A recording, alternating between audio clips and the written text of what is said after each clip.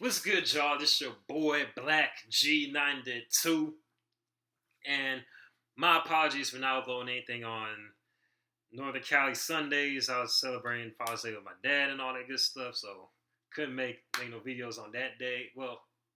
Yeah, I couldn't make no music video, not no music videos, but reaction videos that day. So let me get back right on track, and today I'm gonna react to a video made by ET Lifestyle, who's a very prominent YouTuber that does a lot of content dealing with Eminem and a lot of his videos. And this one I'm reacting to is titled "Facts About Eminem's Relapse 10 Years Later," in which last month it has been officially been 11 years since the album has dropped. So I was planning on reacting to it soon, but what better late than never, I suppose. And not to mention, I'm quite sure there's gonna be some new information that I probably have no idea about the album's recording process as such, and see how it sounds and what he covers in about three, two, one.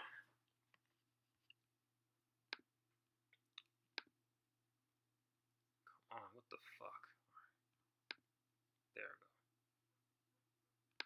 we Relapse is gonna be 10 years old on the 15th of May, and 10 years later, after Eminem's comeback album, Eminem is still here breaking records and smashing it out of the park. go. Facts. Many critics had terrible things. That is very true, man. All those years later, after Relapse was dropped in 2009, Eminem is the highest selling rap artist or music period. You know, I mean, he's on that list. And according to Twitter, they swear up and down he's washed and not relevant, music aged bad, all that good stuff. Only has 3 classic albums. You know, they say the same old bullshit that the last person said about Eminem's discography and his impact on the rap game, which is so far from the truth. Like, as you can see in this video, like, this man still breaking a lot of records in New Zealand, the capital, Wellington to be exact. And it's a follow up from his record breaking Melbourne show, which is in Australia. So it shows you that people around the world still appreciate Eminem, even if the US may have moved on to other artists or whatever. Even then, like, people still fuck with him, because his music is still relevant. As his song Untouchable off of the much hated Revival album, like, it touches on some relevant topics as with the political climate we're in right now. So it shows you that M's music is still timeless. But anyway, let's get back to it. Say about Relapse when it first released, and many of those criticisms centered on the point that Eminem should retire, hang his boots to preserve his legacy. But boy, if only Eminem listened to these critics, imagine the number of great songs fans would have missed out on, from Recovery to Kamikaze. Facts. Today we'll be talking about some facts about Eminem's Relapse album 10 years later. So sit back, relax, and enjoy. Definitely enjoying already. Goddamn. Welcome back, and if you're new to the channel, remember to subscribe and turn on notifications if you enjoy content like this, and also smash that like button to improve the reach of this video. If you'd like to take a step further and support the channel financially, please donate at the link in the description. The first fact we'll be talking about is that Relapse was considered Eminem's first flop album based on commercial performance since he signed under Dr. Dre, but once again, this is a clear case of Eminem having super high standards compared to the rest of the industry, as these figures I'm about to show you guys will reveal. Globally, Relapse opened with first week sales of 1,007,000 copies sold in major markets around the world, a figure that even with the included equivalent sales of today, that includes music streams, no. Come on. Goddamn. Sales estimates worldwide for Relapse currently sales of today, that includes music streams, no hip hop art. And by the looks of it, the first week it outsold Green Day, Lady Gaga, Hannah Montana soundtrack, Kenny Chesney, Method Man, and Redman's Blackout 2, which I heard a couple songs off of that one. I might have to check out the entire thing, but based on the 2 songs I've heard off of this album, it seemed pretty good. and of course Taylor Swift and over Bust the Bus, which like has a good tunes on there. But I heard some like kind of some very mixed reactions from that album, which I might check out as well. But it shows that even with a flop, what they people because people may consider a flop or whatnot, he was still outsold most people in the first week. That's crazy. Oh my god! Now I gotta wait till. Is able to reach recently. Sales estimates worldwide for Relapse currently put it at 7 million copies sold, and this was in fact Eminem's first album since he got signed that failed to sell over 10 million copies worldwide. While the top rappers of today, even with the inclusion of equivalent sales with Views selling 7 million as a name in their career, for Eminem this was his first that failed to top 10 million, but Eminem bounced back the next year. Definitely did. Another fact about Relapse is that it spawned Eminem's second number one song in the United States after Lose Yourself that released in 2002, and the song had one of the biggest jumps in Billboard Hot 100 history, jumping from number 78 on the charts to number 1 in a week. That shit This crazy. song also won a Grammy for Best Rap Performance by a duo or group, and Relapse also won a Grammy for Best Rap Album. Although initial reception was mixed, several Oh shit! criticisms God centered on damn the it! point that Eminem should retire. Hold up, hold up. Let me get back to the. Let's see. Great songs fans would have missed out on. Why is it Today we'll be buffering so talking low, about some man? fans Like, fuck. by a duo or group and Relapse. Hate this fucking buffering shit, man. I'm gonna have to clear more space in this motherfucker. But anyway, man. Alright.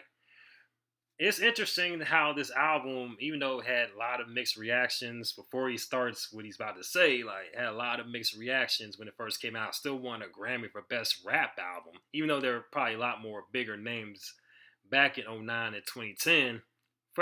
Not fresher face, but a lot of younger faces out in the rap scene.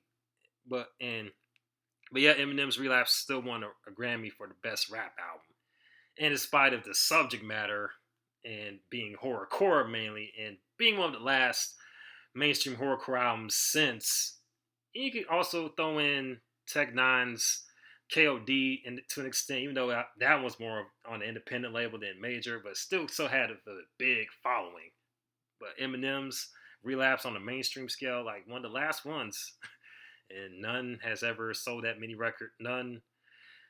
Matter of fact, there has not been a horrorcore album that's sold that many records since, and horrorcore hasn't really been popping like since then either. This kind of went back to just being an underground niche genre in hip hop in a sense. But anyway, let's get back to it. I hate this. Relapse also won a Grammy for Best Rap Album. Although initial reception was mixed, several years later, Relapse is now considered to be a horrorcore masterpiece, and some even consider it to be Eminem's best work since his comeback. But I'd love to know how you guys rank this album in the comment section below.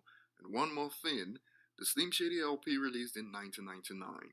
Relapse spelled a comeback of Slim Shady since his major label debut in 1999, and since Relapse released in 2009, 10 years after Shady's first appearance. 2019 makes it 20 years now, but since Eminem has already released an expansion of the Slim Shady LP in 2019, known as the Expanded Edition, who knows what we could expect. One of the criticisms of Relapse was also the accent.